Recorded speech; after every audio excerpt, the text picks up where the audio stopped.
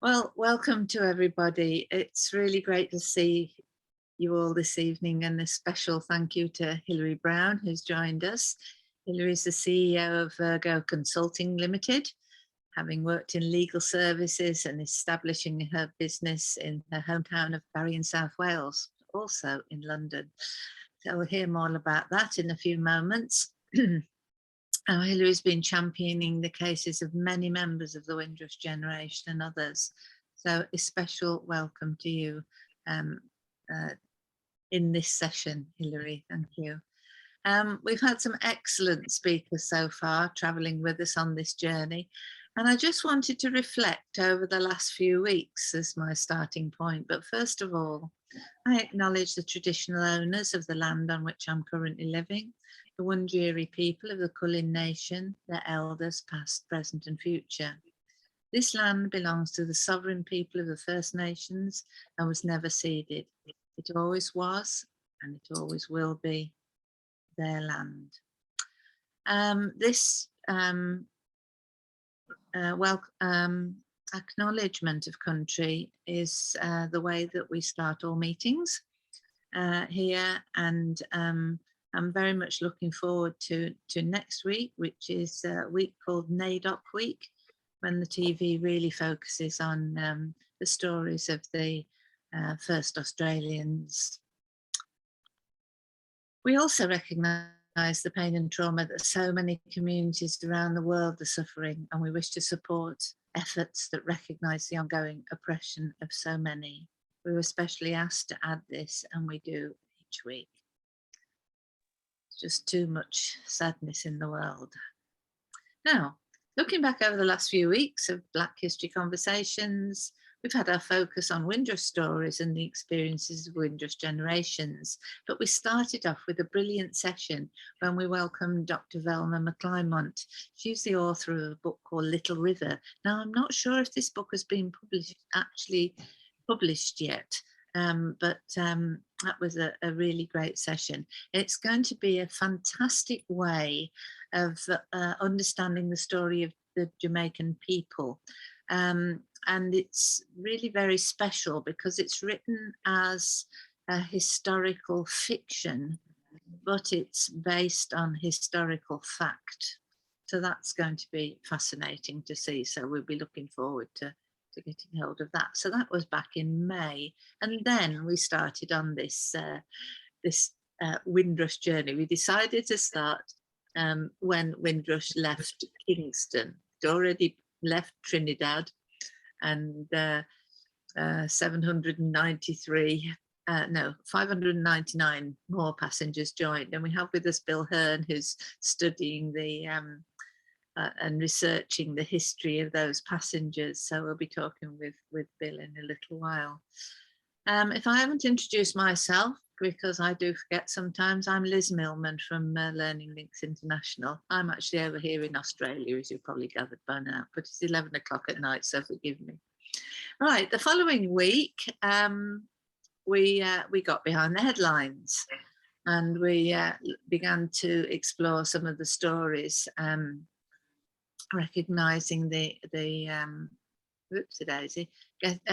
recognising the actual departure of the Windrush and the implications for so many. And we were joined by Vivian Crawford from the Institute of Jamaica. And next year, when it's 75 years, there's going to be a recognition on the docks at the waterfront in Kingston. So that's being planned now. And we're also joined, I think, by the get mixed up with the sessions, by the head of the library service as well. She's done research on Windrush, and we hope to be able to share that. Now, throughout the sessions, not every single session, but quite a lot of sessions, June Elizabeth has been reading a little out of Benjamin Zephaniah's book, Windrush Child. Then we continued on the high seas, as we reckon, and it's a month's quite a long time. We took 4 sessions over actually travelling. We talked about the barrel children as well, or rather the box children or the parcel children who received things back in Jamaica. And we also recognised the story of the Windrush. That was the next week when we actually welcomed author Candice Jimbery, who wrote the children's book, The Story of Windrush, which has now been published by a mainstream publisher. I can't remember who, I'm ashamed to say, but that was a fascinating session too. So she's going to be doing a session with us soon on Afro hair. That'll be great because she's written a book on that. Then last week, Dr. Hilary Robertson Hickling joined us, reflecting on the recognition now given to Windrush Day and the Windrush generation, and talking again about some of the issues. And that's how, in the discussion and the conversation, we came up with the fact that we felt that we could put together a teaching programme and some training, and also begin to explore with people the need, whether there was a need for therapy, which we certainly suspect there is, and how we could actually go about that. So Dr. Hilary Robertson Hickling's work has been focused, working alongside her husband on that. Right, so I want to get this in the wrong order.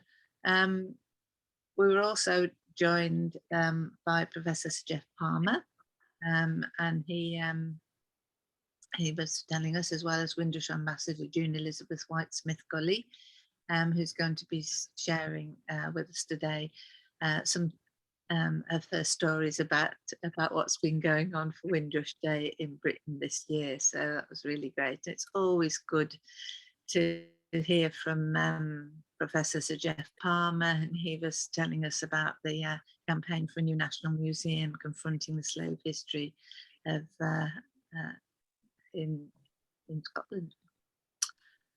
Okay, so today we're going to hear from Hilary. So I'm going to stop sharing now, and great, it'll be over to, well, a little bit more of an introduction. Hilary is the chair of the South Wales Jamaica Society. I'm very proud of that society. We have a North Wales Jamaica Society too, and together it's not working quite as we thought, but we will be getting our act together, won't we, Hilary? And but you're also CEO of Virgo Consulting. Have I got it right? No, Liz, it's Virgo Consultancy Services Limited. Nearly Virgo there. Consultancy Nearly there. Limited. Okay, forgive me for the time of night. Hilary, tell us about what you do then, and what your passions are about, and your concerns and ideas. We'd love to hear from you. We're really very grateful that you've joined us today. Thank you, Liz. And I'm absolutely delighted to be here today, and I'm really sorry that I have missed some of the sessions that have gone before, but I'm an extremely busy person, and the sessions are usually held on a day when it seems as if the whole world is trying to make demands on me, and I'm dreadfully sorry to have missed what's gone past, but I'm thrilled that I'm here. So as Liz said, I'm Hilary Brown. I'm the founding member of Virgo Consultancy Services Limited, which is a law firm that operates as an alternative business structure, which means that we do law and more. And I'll go back to the more that I do in a little while, because it is most certainly centred firmly with its roots in Jamaica. So my law firm operates from my hometown of Barry, but I also have an office in Brixton in South London. And I specialise in immigration and asylum. And I've been doing this type of work for much older than I look. I've been doing this work for over 40 years. And during the 40 years, I have helped hundreds of thousands of people navigate through the difficult immigration regime that I have seen change time and time and again, and through successive governments. None of which, I will say, have ever been kind to those seeking entry to the United Kingdom. unless and except if you are extremely wealthy and white. And so my law firm was set up as a traditional law firm in the first instance, when I first opened my law firm in 2008. And then in 2014, when law as we knew it changed in the United Kingdom, and the Solicitors Regulation Authority offered a new trading mechanism for lawyers, I quickly jumped on that opportunity to trade in a different way. And now is the point that I'll talk about the more. So I do all of the routine and traditional areas of law, but the more that I do is this. I am the only law firm in the UK who holds a Tier 5 license, enabling me to issue work permits for international artists and entertainers. And I bet you've already guessed that I do lots of issuing work permits for Jamaican, not exclusively Jamaican, but mostly Jamaican reggae artists coming to perform in the United Kingdom. So that's my law and more. And so what we try to do is offer a one-stop service for people who usually find it extremely difficult to navigate the hurdles deliberately raised extremely high by the British immigration system. So we try to be able to work with the artists and their managers and their entourage to issue the work permits and also do the visas as well. Now, as you can imagine, being involved in this area of work for such a long time, and way before Theresa May coined the phrase, the Windrush generation, I had been representing those detrimentally affected by the immigration rules. And one of the highest profile cases in the United Kingdom, which is the case of Joe Robinson, a young man who had come to the United Kingdom to join his parents, both of whom were on Windrush. He came to the UK at the age of 5 or 6. He spent 45 or 46 years in the UK without ever returning to Jamaica. His family very, very kindly arranged a 50th birthday party celebration, surprise celebration for him back in Jamaica, and 14 members of his family, including Joe, travelled to Jamaica in 2008 or 2009, I believe, and had a whale of a time celebrating his 50th birthday. At that time, they were also joined by their elderly father, who was in his 80s. And 14 of the family went out and 13 of the family came back. Because Joe's family had obtained a new passport for him, his first passport, by the way, he travelled to the United Kingdom as a little boy on a piece of paper, as did many, many people of the Windrush generation. And when they tried to board a plane, he was refused access and he had to stay in Jamaica. Can you imagine the trauma that the family went through knowing that they'd left their one brother back in Jamaica? And so the family assured him, don't worry, we'll book you back into a hotel. We'll get back to the United Kingdom. We'll sort this. We'll see you in a week or so. And 2 years later, Joe was still stuck in Jamaica. Certain members of Joe's family had to make return visits to Jamaica to bring him supplies, including medication. They had to fund for him to live in one hotel room, one guest house, after another, after another, after another. And sadly, the family had also engaged the services of numerous lawyers, unscrupulous lawyers, who'd taken considerable sums of money from Joe's family to submit applications that were unnecessary, to appeal against decisions that should never have been made, and the misery continued. And it was after Joe had been stuck in Jamaica for nearly 2 years, that the case was brought to me. I work politically behind the scenes, not party politically, but politically behind the scenes. And I assured the family that I would bring Joe back to the United Kingdom. And I assured the family that I would bring Joe back to the United Kingdom without the need to make an application. And I contacted the UK government, and I contacted the High Commission in Jamaica. And in the nicest possible way that I could, I told them that if they did not bring Joe Robinson back to the United Kingdom, I would bring the eyes of the world and the shame of the world down upon the British government. And of course, they brought Joe back very quickly. And this was in 2010. This was in 2010 or 2011, way before Theresa May's announcement of the Windrush generation. But Joe was a classic example of the hostile environment. And so that is only, one case, and the misery that Joe's family faced. Joe lost his home, he lost his job, his family faced a huge financial burden and hardship just trying to support their brother, who came to the United Kingdom as a very, very young child with indefinite leave to enter. So he should never, ever have been denied re-entry back to the UK.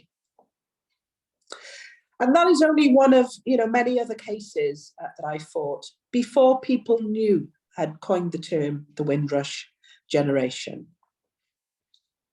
And so I continue with my colleagues to support those that we now affectionately know as the Windrush generation.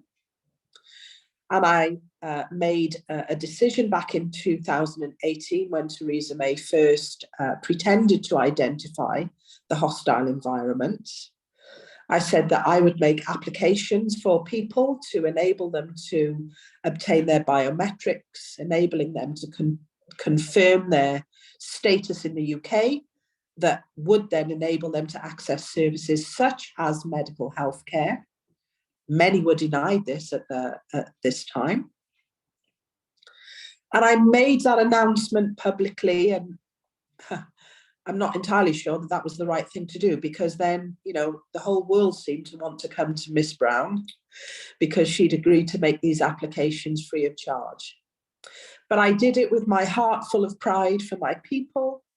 And I submitted many, many, many, many, many applications. And I believe I was one of the first people to take 5 people into the Home Office to enroll their biometrics and obtain their biometrics card on the same day. And one of those people was an extremely high-profile UK actor who had lost huge opportunities to travel the world and earn around the world. He was part of the UK's best-selling black comedy. Somebody that we affectionately know as Leo Chester. And he had been denied opportunities to obtain a British passport because he had joined what the UK government considered to be a black radical group. He's a member of the Nation of Islam. And when he was making applications for British citizenship that he was most definitely entitled to, not only was he being refused citizenship, but he was being visited by the special branch who were asking him, well, why do you want British citizenship? You're a member of a terrorist group. And so we've surpassed all of that. He now has his British citizenship, and many people now have their British citizenship, and I'm in the process of collating the last bits of evidence to make some serious claims for compensation for people who have contributed hugely to the United Kingdom. who face the hostile environment. I'm also not wanting, although it was important for me to give you some of that background as to what I've done and what I continue to do, I don't want to focus too much on the negative. I want to try to focus on other areas where support and celebration is something that I've been hugely involved in. As Liz has already indicated, I'm chair of South Wales Jamaica Society, an organisation that Liz and I are founding members of. And I'm also chair of Bute Town Community Centre in Cardiff in South Wales. And Bute Town is the oldest settled Black community in the United Kingdom. And so we are the organisation in Wales with an absolutely superb community centre where we can hold events to celebrate all the great and the good amongst us that need to be celebrated. And I don't know whether it's a coincidence that most of them are Jamaican, but there we go. But with many, many, many other organisations up and down the United Kingdom since 2018 and before, we've done some pretty amazing Windrush celebratory events. And I just wanted to say a little bit about Mona Baptiste, because one of the things that we did was we wanted to do something that had a legacy. And Bute Town Community Centre commissioned, and I'm so sorry that I cannot share photographs from my phone because I could show you some very, very interesting photographs, because one of the first things that we wanted to do when we decided to go all out to celebrate Windrush at Bute Town Community Centre was we commissioned an art piece. And we've gone on to commission a second, and the third art piece is just about to be finalised. But the first art piece was paying tribute to those that were actually on Windrush, on Empire Windrush. And of course, at the centre of the art piece is the visual image of the ship with the white cliffs of Dover, and people getting off the ship with very, very smart suits on, and various images of women in nursing outfits and gentlemen in military service men's outfits. But one of the people that we depicted on our art piece was Mona Baptiste, because we know that she holds a very, very special place in the hearts of many, many people around the world, but certainly in the United Kingdom. And we could not let the arrival of Empire Windrush at Tilbury Dock be recorded so affectionately without her presence being included in that. And so we'll find a way of giving you all copies of that art piece. That was a very, very, what I call a soft art piece. It was non-political. It was very lovely. And it was, as I said, in tribute to our elders. And we are about to turn the art piece into a movable construct, so it can be transported and displayed in different locations, whoever would like to display it. And the next year we commissioned another art piece, and the second art piece was different. And the second art piece was about the hostile environment. It looked at the next generation down, the generation that were detrimentally affected by the lack of paperwork, detrimentally affected by the fact that the Home Office had chosen to shred documents, those people who were here undocumented. And so the next piece showed sound systems, deportation planes, showed signs saying no dogs, no blacks, no Irish. Showed the hostile environment, no jobs. And the third art piece, well, I'm not going to tell you about until it's released. But again, you will get images of it.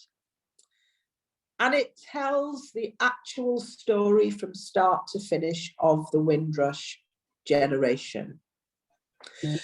And so this year, we did some pretty amazing things. I invited our Windrush generation. We pay tribute and we honor them every year. And I invited them this year, and I invited some live artists who just happened to be Jamaican, coincidence, I'm sure, who just happened to sing the Jamaican national anthem a cappella, coincidence, I'm sure. I know there were many other nations there. We'll get around to everybody. But this year for me was about Jamaica. Oh, so was last year and the year before. I think you'll know where I'm coming from. Wow, fantastic. But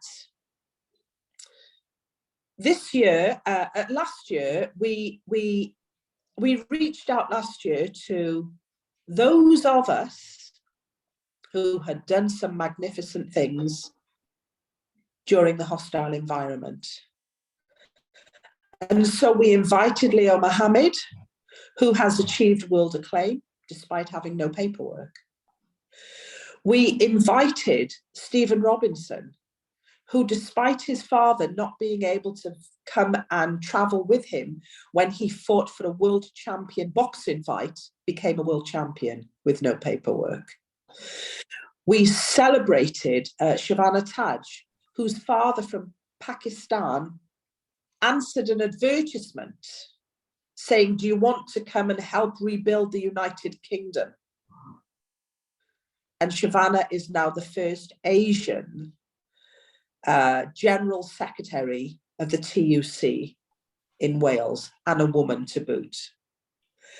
And so we invited a number of people who had, despite the detail of their journey and their forefathers' journey, and despite the hostile environment, they achieved and they were recognized, and they even got a Butetown Community Centre certificate.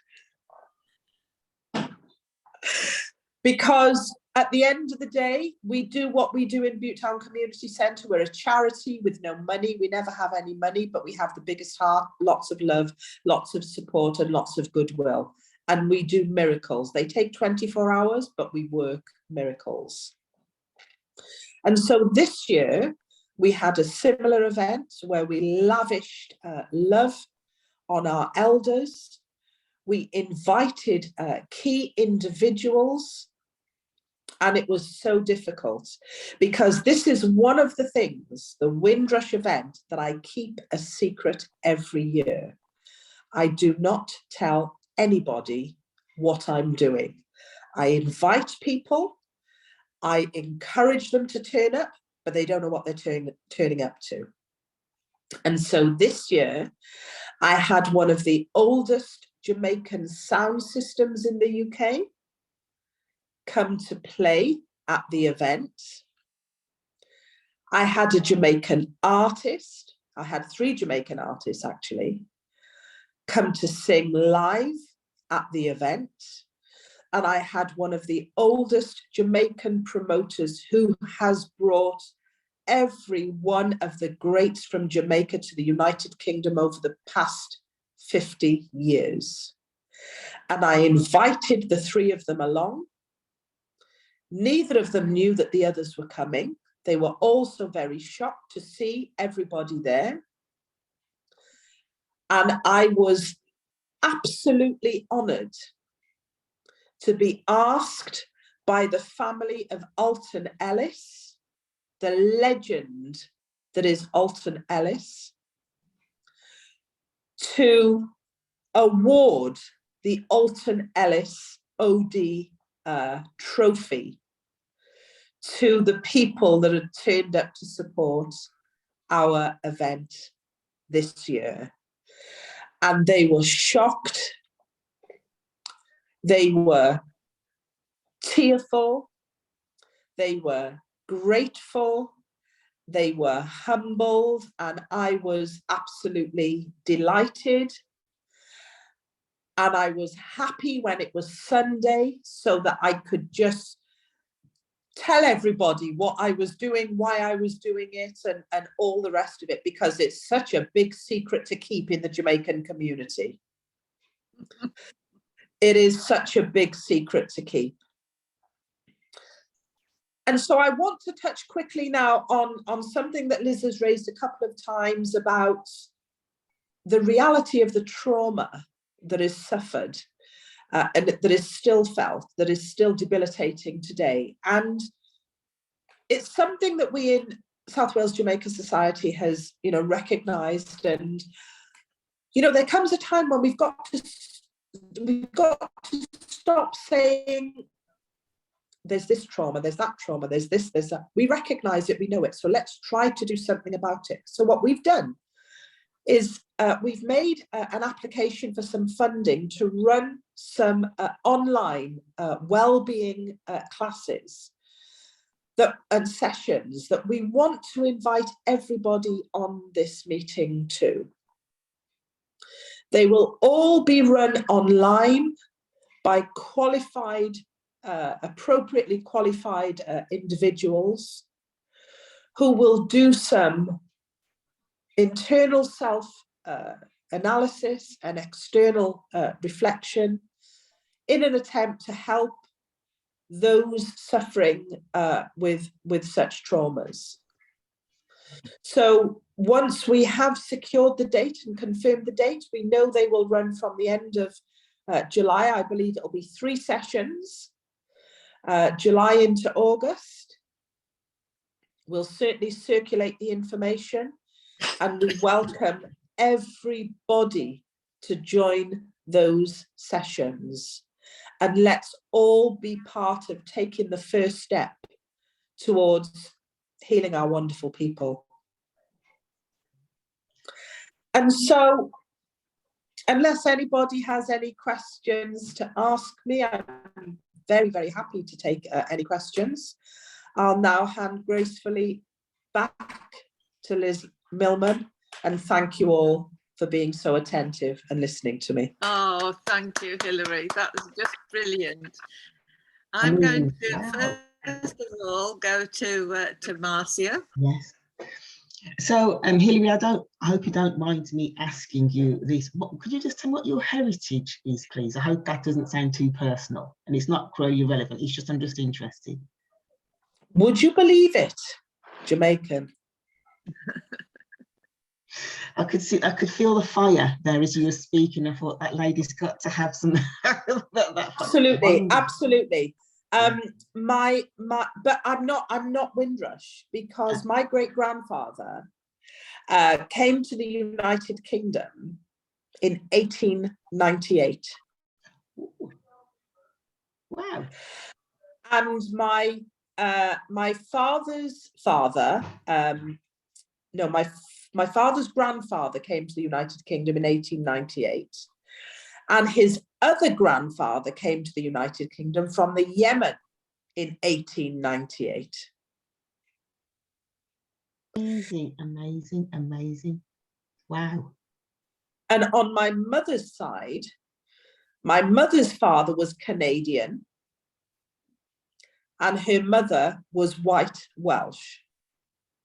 So I am mixed up with a whole heap of people who were previously oppressed. That's why I ain't having it. Wonderful, and congratulations. And wow, I wish there were more people like you in the world. Fantastic. I'm so impressed. Wow. Thank you. God bless you.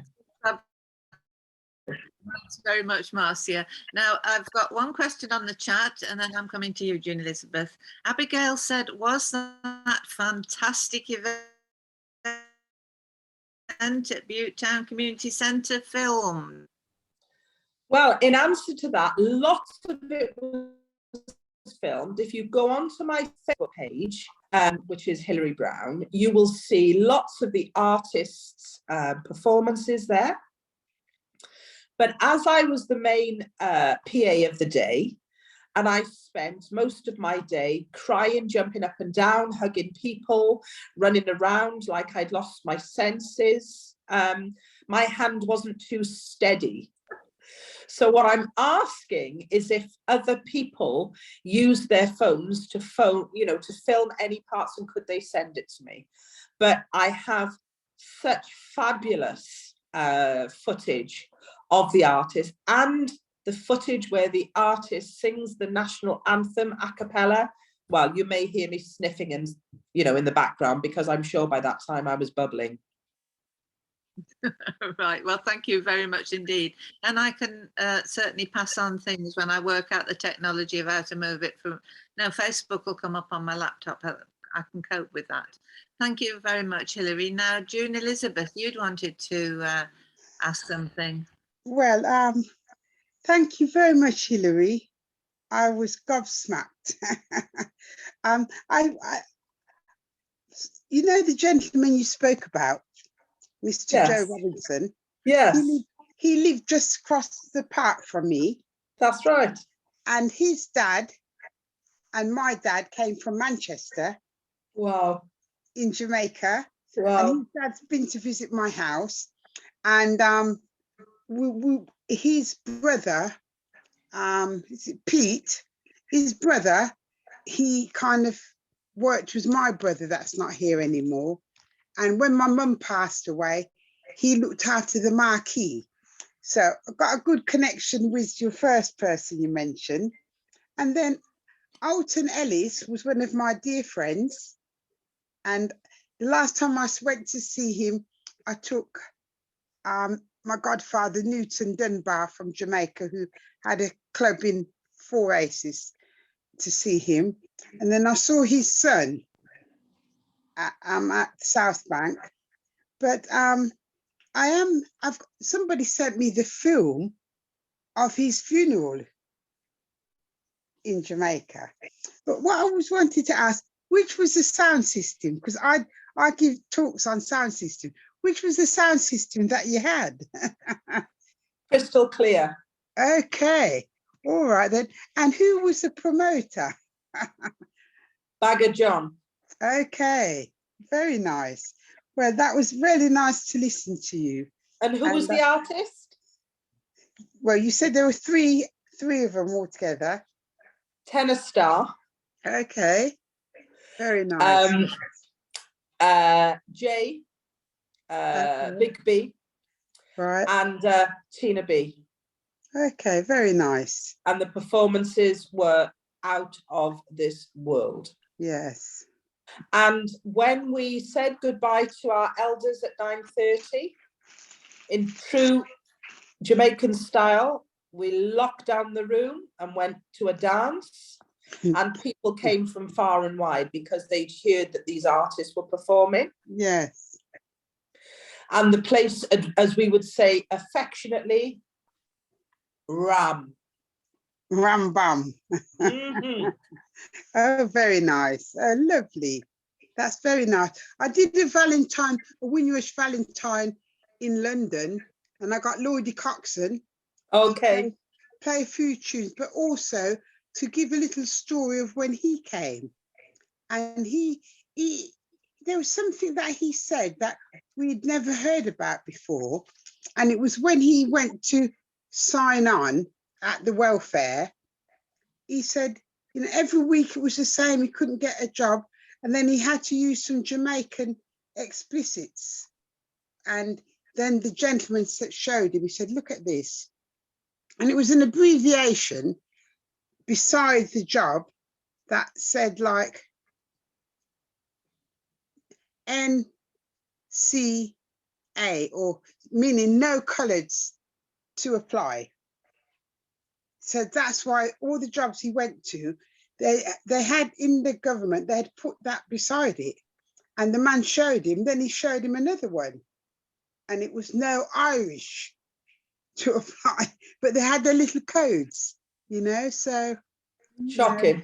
Yes, yeah. And thank you very much for your presentation. I've just got some good news today because I chased up their office and they have they're just granting one of my clients a Windrush returning residence visa. Excellent. Excellent. Yeah. And she's an African lady. Yes. Excellent. Yeah. Absolutely fabulous. Thank you very much indeed, June Elizabeth.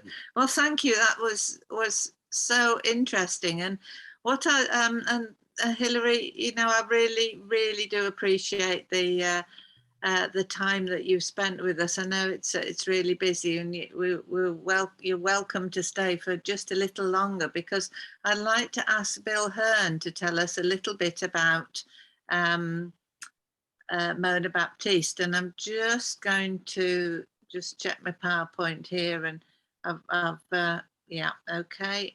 So is that all right, Bill? If you well, it is. I mean, David's online as well. David Cleave. Oh, David and Bill, this can't be better. The authors of What About the Princess? The Life and Times of Mona Baptiste, which has just been published. So this is so exciting. Tell us all about it, will you? Okay, happy if I go first, David? I'm happy to. I've got a bit of a sore throat today, so yeah, you go. Yeah, Mona Baptiste. Oddly enough, Hilary was talking about Tiger Bay. Mona's very first acted appearance was in a play called Tiger Bay, and it was based on a story from Tiger Bay. So there's a link there. Mona was born in Trinidad in 1926, and she was born into poverty, really. It was a place called Behind the Bridge in Port of Spain in Trinidad, if everybody knows Trinidad very well. And I went across there in 2019 to try and find the place she was born at, and nobody would take me there. Taxi drivers wouldn't take me there, nobody. The best advice I could get was get a policeman to escort you in and escort you out, which seemed like an awful waste of public money. So I just went, and I went into the street where she was born. The houses are in dreadful condition. Mona's actual house isn't there anymore, it's been demolished. And I would say within 5 minutes, a police Land Rover, Range Rover came into the road and told me to get in and get out quickly. But I was met with nothing but hospitality and kindness from the people in Besson Street.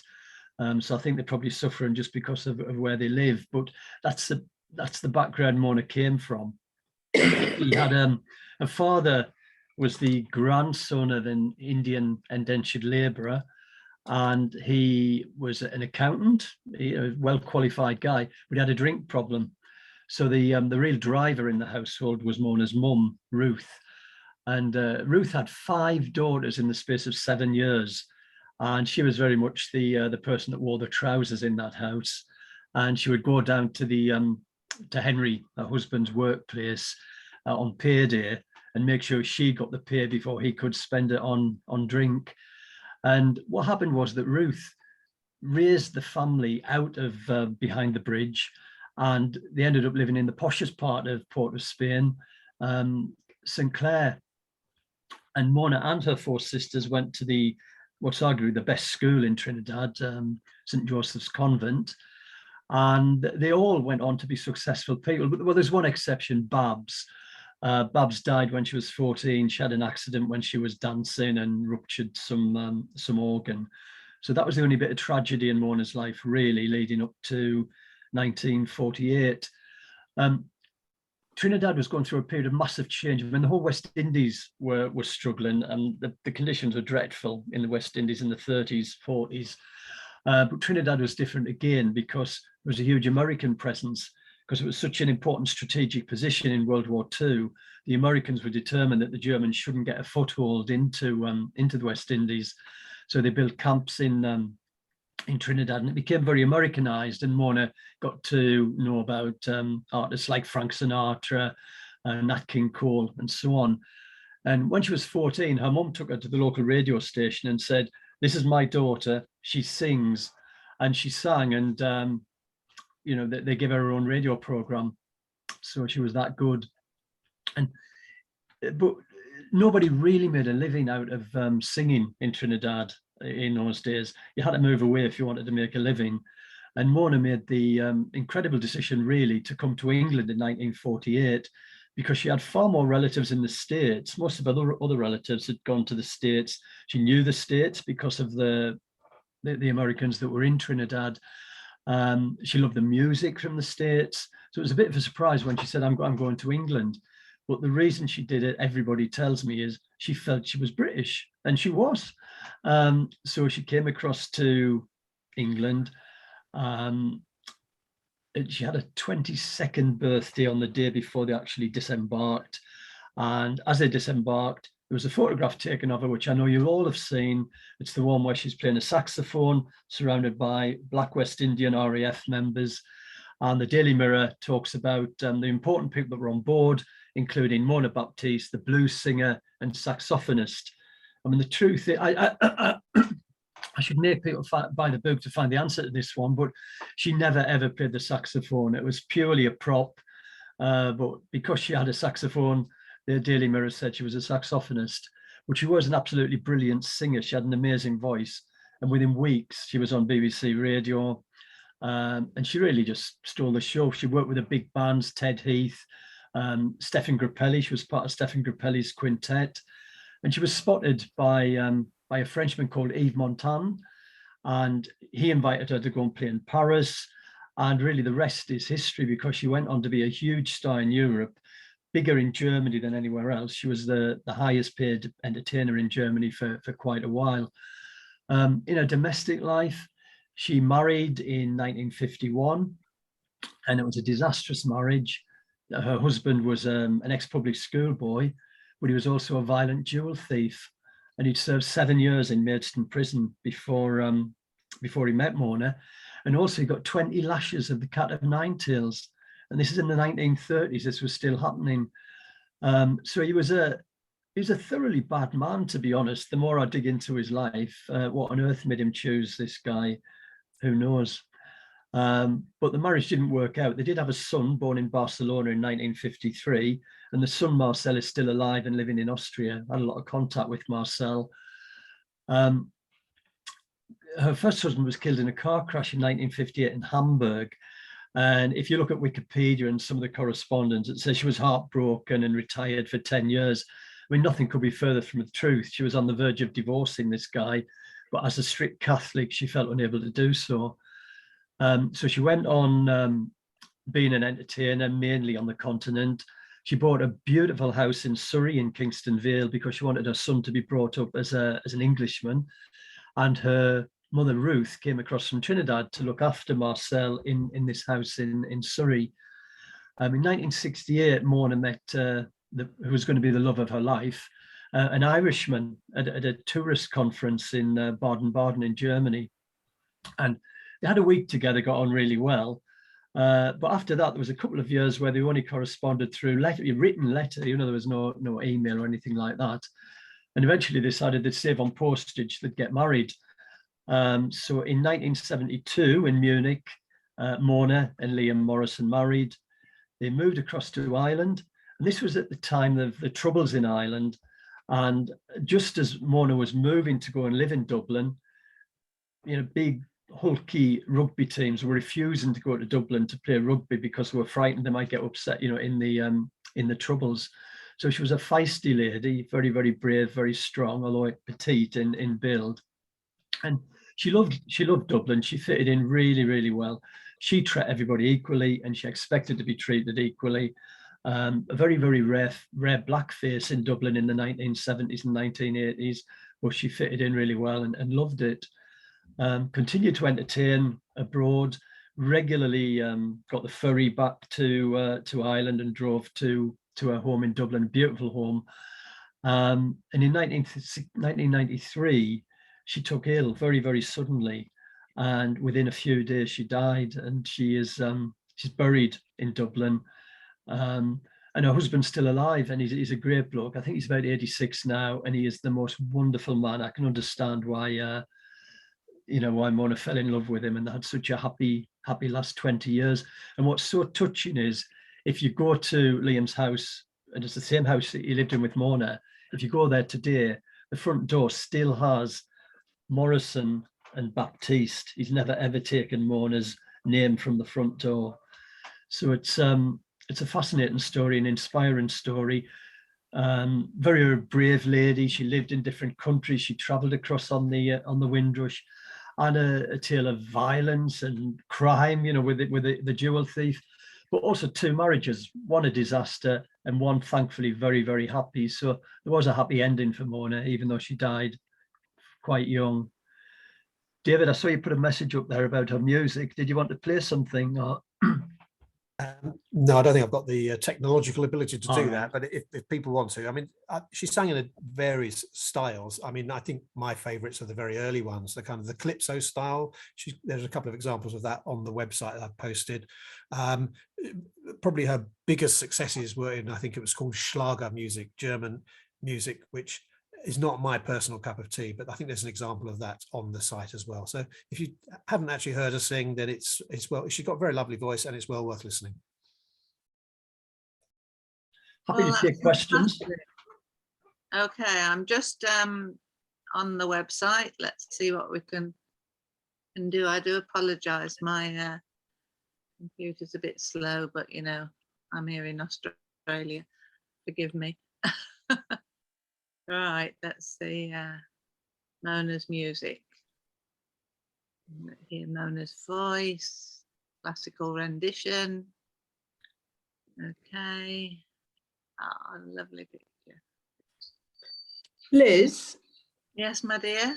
can I just say something? I think I may be able to share some photographs. Could I of our last Windrush event? Could I try and do it? Yeah. Let's have a look at it. Bear with me.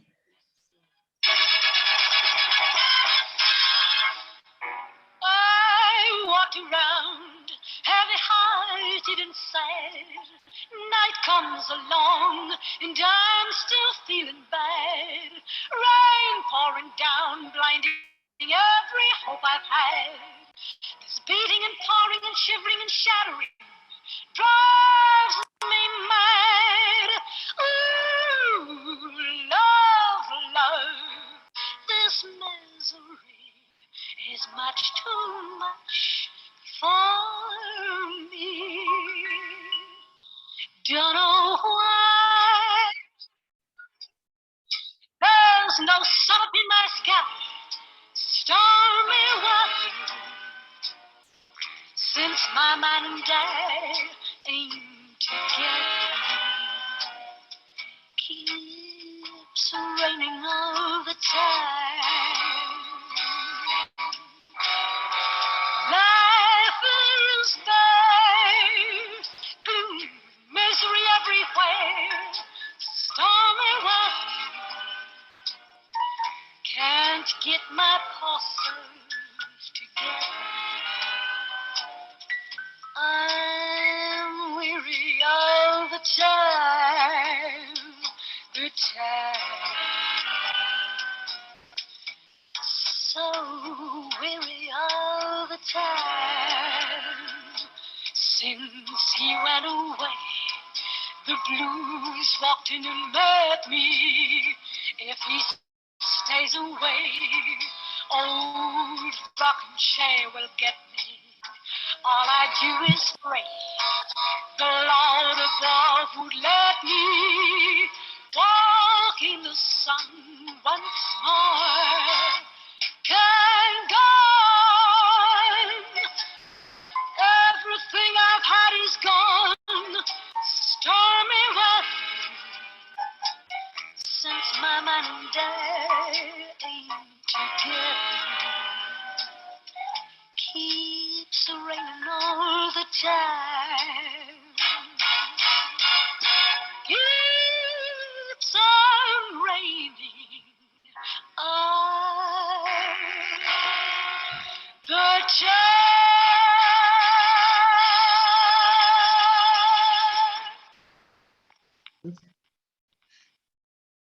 Marcia was asking about heritage earlier. Mona's got a very interesting features, hasn't she? All right. Her father was Indian, but her, believe it or not, by an amazing coincidence, her great grandfather was born in Dublin, where Mona eventually would die. And Dominic Furlong came to Trinidad, and Mona's mother had a Scottish father, a Trinidadian mother, and there's Venezuelan as well. So she's an amazing mix, very, very typical of Trinidad as a country. But yeah, she's amazing face. Well, thank you so much, and brilliant to have that site as well, so that people can link on that and find out more about her. And thanks, Abigail. She says a beautiful, beautiful voice. That's so lovely. Abigail will introduce you a little bit later, okay? Just a little catch up so we know who you are. And Hilary's now going to have a go at sharing some photos. We challenge ourselves with these technologies. Simon, have you made Hilary a co-host? Bear with me, Liz. I'm trying to identify the best images to share with you. Okay, then. Well, while you're doing that, sharing is Hilary, enabled, Liz, so she can share that's with us great. when Thank we're- you very much indeed. Thank you. So just while you're doing that, Hilary, and when you manage to get a picture up, we'll follow that through. So Abigail, where are you joining us from? I'm not just picking on you now, but we chatted to everybody else before we started the recording. So Abigail, where are you from? Sorry, can you hear me? Yes, yes. Can you hear me? Yes, yes, that's fine. Oh, sorry, I don't know. Sound. Hello? Yeah, hello. Yeah, Oh. it's lovely to Hello? hear you. Sorry, can you hear me? Oh, Yes. sorry. Oh, you can hear me. Brilliant. Sorry, I'm calling. I'm based in London. I'm based in London, that's lovely. and That's really, really lovely. I'm interested in historical side. All right, yes, of course, lovely, really nice. Thanks, Abigail, very much indeed. Well, as you see, I've been joined by a Yes. little friend here. Thank you. If those of you who can see the screen, thank you very much indeed. Certainly, Bill and David, that's absolutely fabulous, and we'll make sure that we share the news about your book publication. And I'm just going to hand my friend on. Bedtime. All right, it's just gone midnight here, so it's definitely time for little dachshunds to go to bed. Right, Hilary is showing us one of her super pictures. Thanks very much, Hilary. Oh, I can see Chris Campbell there. He joins us quite often, and see his gorgeous wife. And there you are, Hilary, looking absolutely stunning. Is that you? That's me. That's me. That's me. I So, thought how is it? One image you can see. Yes, we can see one image. So if you can slide them across. Okay, so that is our first Windrush art piece, as you can see. Oh, And I'm not entirely sure if you are able to pinch it out. yeah. No, You will see that on the right-hand corner, you'll see Mona Baptiste there. all right, lovely. There she is with her saxophone. Yeah, brilliant.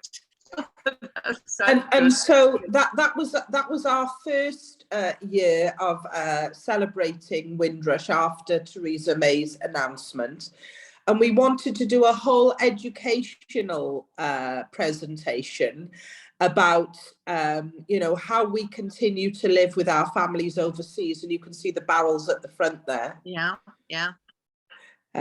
You can see the barrels at the front as a way that we continue to keep in contact with our families around the world.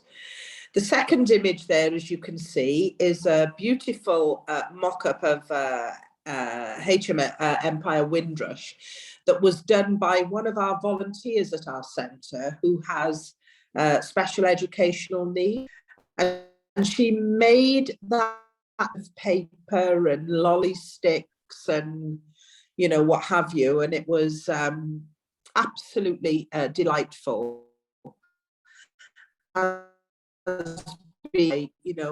Lots of people who visit the centre, and the first thing they set their eyes on, is our wonderful Windrush ship. You can see the banner of South Wales Jamaica Society there on the next slide on the right-hand side. Yeah. And you can see our event that was attended by, you know, the armed forces, because the various services, many of our people from the Caribbean joined the services in the fight against fascism in World War II, and they have a very, you know, a lot of affection for the services, who always turn up and support us. On the middle is Windrush baby, Alicia Scott. Her grandparents come from Trelawney, and she was a close-up version of the Empire Windrush that we love so much. And there's an example of some of the people that attended, and this was you know, when we were right in the middle of the pandemic, where we had to have people in certain sittings, and we had to adhere strictly to you know, the various guidelines for distancing. And there we are. There's examples of the barrels that I'm sure we're all so familiar with, that we send very regularly to our family around the world. And there's the artist to the left there. He's of Windrush generation, 3rd generation, and he's the artist that did that Windrush art piece there. And there's our lovely artist there, Alicia Scott, and myself. So the restrictions that year meant that she could not sing into a microphone, so she had to do her performance in her bedroom, and we could, you know, show it on the projection screen. And that's the first year. If you could carry on with the meeting and just give me a little time to identify a few more photographs, particularly from this year, I'd be grateful. Is that okay, Liz? Oh yes, and I know you're struggling, Hilary, and not too grand today, but you were willing to join us. Right, would you like to stop sharing the screen then while you look for the rest? Okay then.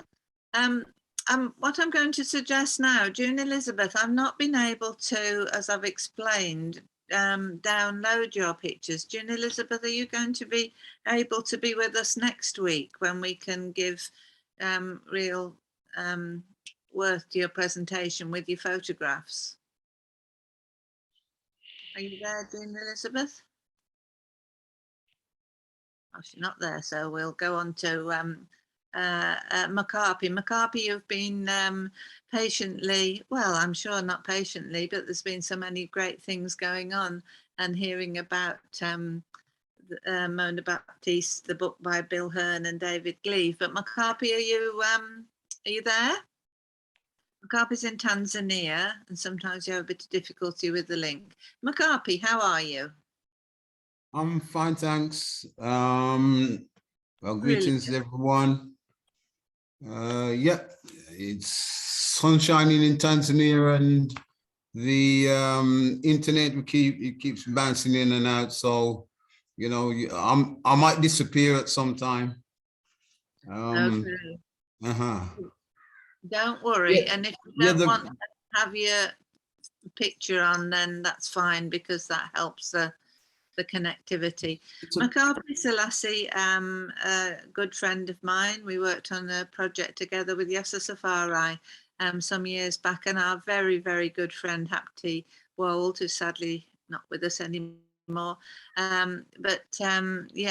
Macarpi, brilliant. And Macarpi's a graduate of the Jamaican language course as well that we ran at City College Birmingham.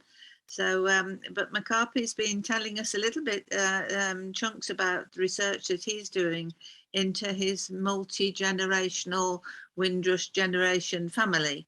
But the other thing that you wanted Macarpi to talk about was your links with Rastafari, Macarpi. I don't know where you want to start, really. Okay. Yeah, all right. No problem. Yeah, it's interesting because Chris Campbell is my cousin actually. So Is he? Right? No, well, I yeah, never knew that. yeah, yeah. We grew up in he grew up in Small Heath, you know. So it's, you know, it's good to see him. Yeah. Well, what do you want to know about Rastafari? Where do you want me to? Where do I begin? Where do I begin? Where do you begin? McCarthy, why did you, as you know, you remember you once telling me about in the playground when you were a young kid growing up in Birmingham. You were born in Birmingham, weren't you? Your parents came over and you were born in Birmingham. And and you didn't react at all well to being called African, did you? Yeah, well, I mean, when we were small, you know, we were, you know, brainwashed in inverted commas. So, you know, being called African, being called Black, you know, amongst other hosts of names that we used to be called. Yeah, we didn't take kindly to it. Yeah, as you say, I was born in Birmingham, parents who come from Jamaica. My brothers and sisters. So basically, when we grew up with you know, my brothers and sisters coming over at various intervals. So it was when we were small, when we saw aeroplanes, we'd wave to them. Actually, when we were in the garden, we saw aeroplanes, we'd wave to them, pretending that, thinking that our brothers and sisters were on it. You know what I mean?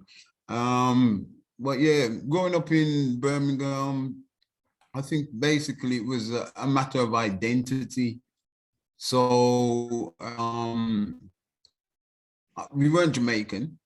So from the Jamaicans, it was the English Y, and from the English, right, it was the Blackie, or, you know, other expletives that they call us, you know what I mean? So it's like when we went to school, it was like a battleground actually, you know what I mean? So yeah, that was that. So coming up, we kind of never felt British or English, you know what I mean? Interestingly, we call ourselves Black British, not Black English, if you understand what I'm saying. I don't think many people do call themselves Black English. So it's like English, to be English was like a reserve of, it's like a special club, you know what I mean, that white people belong to. So even if you were born in England and Black, you weren't Black English, you were Black British for some reason. So yeah, it was really a search for identity. And coming up, there was music, certain music that we heard, like Young, Gifted and Black, which was originally done by Nina Simone, but was sung over by Baba Marcia, those kind of Say It Loud, Back and I'm Proud, those kind of things, kind of, you know, look into ourselves and look into our history. And then in the 70s, it was more hearing of Rastafari and checking out Rastafari. And many of the youths at that time became Rastafari. And yeah, so that's a brief synopsis, but and anything else, I don't know. I mean, I know what to say. That's brilliant. And McCarthy and Hapti were so much valued. We did a project called The Roots and Development of Rastafari in the West Midlands. And it's a story that we do need to follow up. It was done some years ago, in the days before we had steady websites, and the website managed to disappear itself.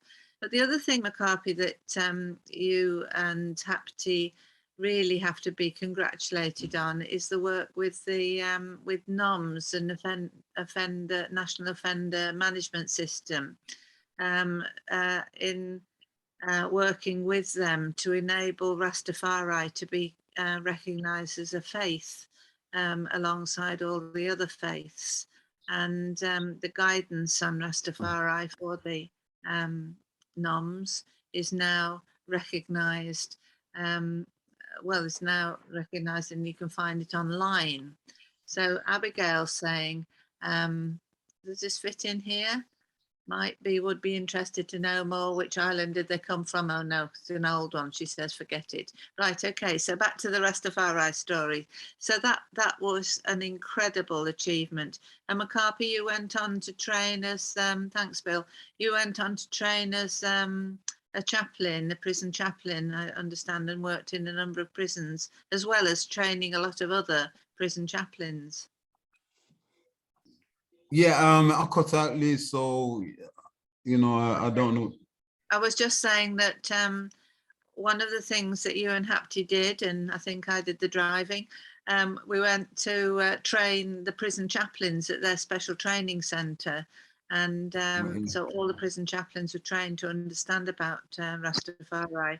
And I understand you also went on then to work in several prisons with the Rasta groups there. How did that go? I mean, that was okay. That was very interesting because I worked in about 13 prisons up and down the country, and up to about the same amount.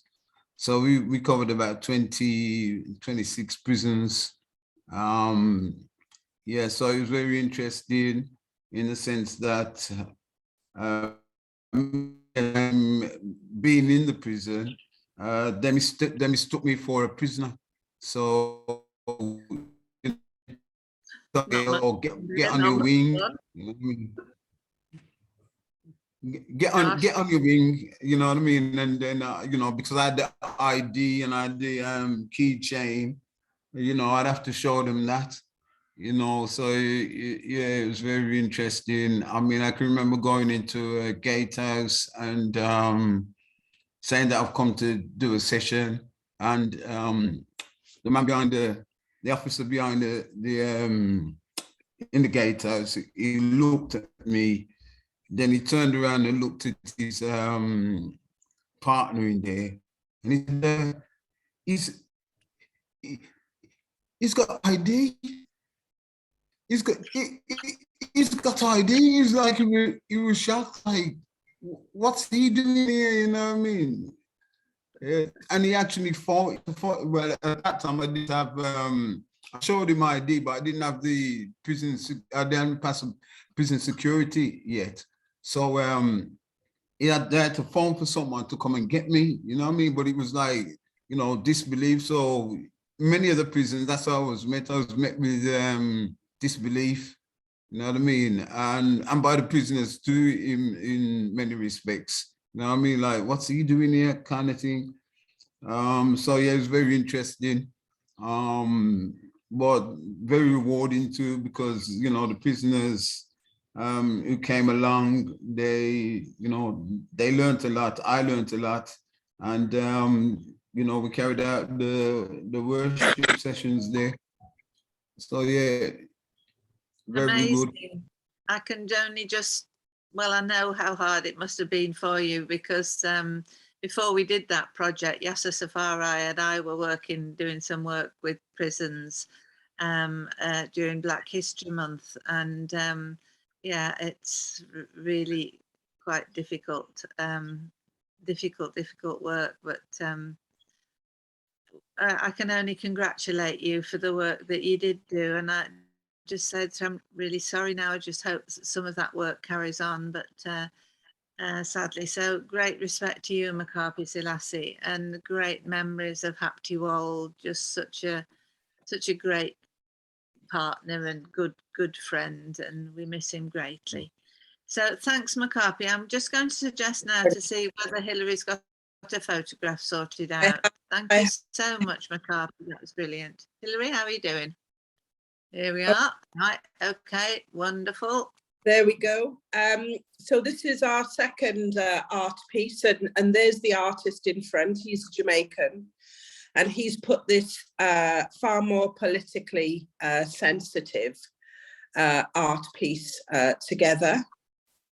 As you can see, it depicts the planes, it depicts the countries, it depicts the no benefits, no education, Windrush generation, sound systems, and yeah, a good depiction of those suffering with the hostile environment. The next photograph is just a few people who, despite the hostile environment, have done pretty well on a global stage. That's Steve Robinson there, and Leo Mohammed, and Steve Robinson's son to the far left, who was a Welsh champion also, depicting a couple of his world champion belts. And they're a better close-up with some of the belts won by the legend that is Steve Robinson. Here is another photograph of some of the successes of the Windrush generation. You can see Abu Bakr is there, Shavana and Shaheen Taj, whose parents came from Pakistan, answering a call. Also in yellow is Ruba Sivananam, who came from Sri Lanka. Her mum came, worked in the National Health Service all her life. And Ruba is now a lawyer and a political researcher for the local MP. And you can see between myself and brother Leo Mohammed is our Windrush baby, Alicia Scott. The next one is a very, very, very, very, very old photograph going back to about 1998 of myself and my son to the left there. And Derek Havens and his lovely wife, Tyra Havens, who was the High Commissioner, Jamaican High Commissioner at the time, and you will see in the background members of the Reggae Boys management. This is when the Jamaican football team first qualified for the World Cup. I arranged for them to come over to the United Kingdom and play a friendly international against Wales as a warm-up for their World Cup. That was just an old photograph that I just came across. This is one of the sound systems, Love and Harmony sounds. You can see very much focused on Wales and Jamaica. They play regularly in the community centre. And they are Crystal Clear, who received the awards this year. That's another sound system, Crystal Clear. That's me speaking at one of the events. And again, you can see the South Wales Jamaica Society banner there in the background. Crystal Clear, thoroughly enjoying themselves. And again, I believe you see the lovely Chris and his lovely wife, Emma. Sat with some of the dignitaries that attended the next year's Windrush celebration. Again, just a number of other photographs from different angles taken, and this depicts my life. Honestly, I tried to keep quiet, but my ancestors wouldn't let me. So that's what motivates me, and I'm reminded of that every now and again. This started this year's Windrush event by, for the very, very, very first time ever, we've had a flagpole installed outside Butetown Community Centre, so that we can, in honour and in tribute to the various nations, raise their national flags on days that are important and symbolic to them. On this Windrush Day, we raised the Commonwealth flag. I haven't yet got the hang of uploading videos, but I'll see if I can do that. Some of this year's young people who, and again, brother Leo Mohammed from the Nation of Islam, some of the young lads there, another world champion boxer who hails from St. Lucia.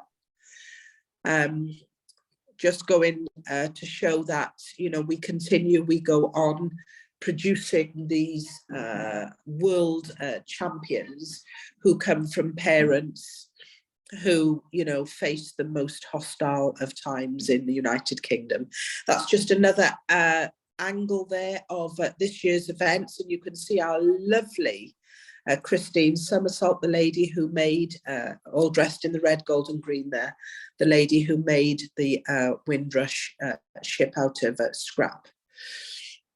Just another couple of angles so that you can see how well attended this one was.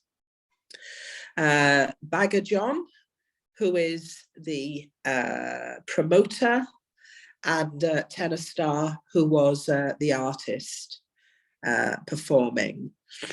And that's our nighttime events. This is the son and daughter of a man who came to the United Kingdom in the 50s from Trinidad. He went on to become a champion boxer himself. But he went on as a coach to produce world champion boxers, and he was indeed Steve Robinson's boxing coach when Steve achieved a world title. His name was Ronnie Rush. Sadly, Ronnie died before our Windrush celebrations, so we presented his son and daughter with a tribute that we'd purchased for him for our Windrush pioneers. This is just a flyer showing you the event that we're having this year at Bute Town Carnival. I'm arranging Bute Town Carnival. And as you can see, we have 8 sound systems coming from Cardiff, Newport, Bristol, Gloucester, Birmingham and London. And this is our Roots Corner. That will be taking place on the same day. As you can see, it's a corner that will be dedicating 9 hours of musical entertainment to the roots and culture genre of reggae music. And happy July 1 today, as we recognise International Reggae Day. How perfect can you get, Hilary? Thank you so much. Oh, that was just amazing. Thank you very much indeed. Thank you. Right, well, we've really used up our time really very, very well today. Now, I'm just going to ask June Elizabeth, just to check with you, June Elizabeth, do you want to just have a few minutes to tell us about some of your activities, and then next week we'll do the version with the pictures. But Hilary, we are so grateful for your time. Thank you very much indeed. Thank you so much. Thank you. Thank you, Hilary. What I'd like, before Selassie goes away, would he be able to, pardon? McCarthy. McCarthy Selassie, before you go away, you still there? Yeah, I'm still here. Yes, I am. Yes. It's just that I don't know if you remember about a month or so ago, there was a gentleman named Newton from Yes, Exeter. I do remember. Yeah. Yes. Well, he connected somebody to me, and they were asking me, do I know where they could get in contact with a Rastafarian chaplain? They're looking for somebody to do 3 prisons, Exeter, Gloucester and somewhere else down that way. They're 40 minutes away from each other, those 3 prisons. So I contacted somebody in London, but I've not had any joy at such. Maybe you're the man that could help out. If you got my details, would you be able to give me any information? Yes, if you get me the details, and yeah, I'll see if I can line some up for you. Yeah. So Liz, are you able to send?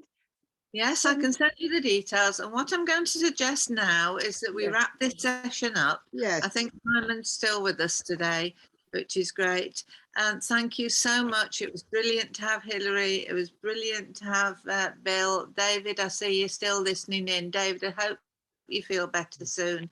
And Hilary, I know you aren't feeling too good today. So many folks are ill with these things that are going round. So yes, all the best to all of you. So I'm just going to ask Simon to finish the recording, then we can carry on the conversations.